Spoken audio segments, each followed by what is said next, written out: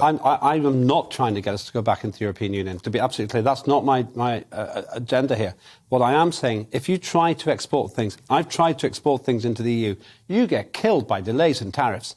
That's killing manufacturing. I know a whole bunch of... Do you blame all these delays on Brexit? No, I blame these delays on the British government. I think it was avoidable. Now, you might say, Daniel, that I'm wrong about this. And I know where David stands. But what I'm saying is that people are now moving, companies are moving their manufacturing into the EU out of expedience because they simply haven't got a way to economically export from the UK. And I think that was avoidable. I agree with that. If you join a customs union, as we did in the 1970s, you join a customs union, you will always do more trade with the other countries inside that customs union. And if you leave a customs union, which we've democratically voted to do, you will inevitably do less trade with them. What is the surprise about that? Because we voted for this, and quite rightly too.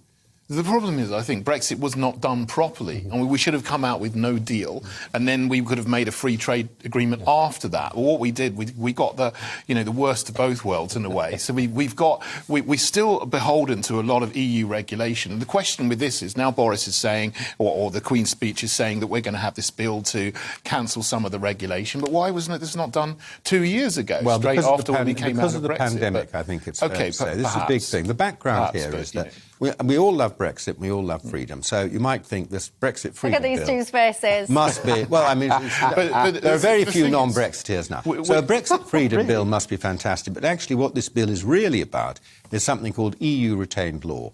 Because when we were in the European Union, EU law trumped any British law. And when we came out, that was this legal situation.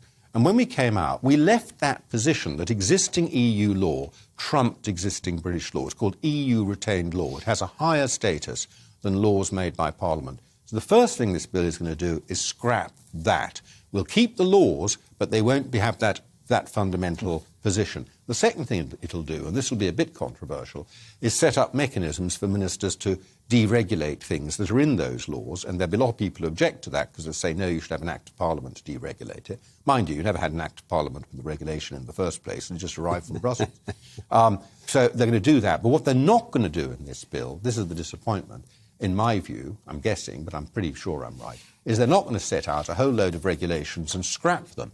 This is a mechanism to allow them to scrap them once the bill's in place, and they'll go through them one by one and decide what to do.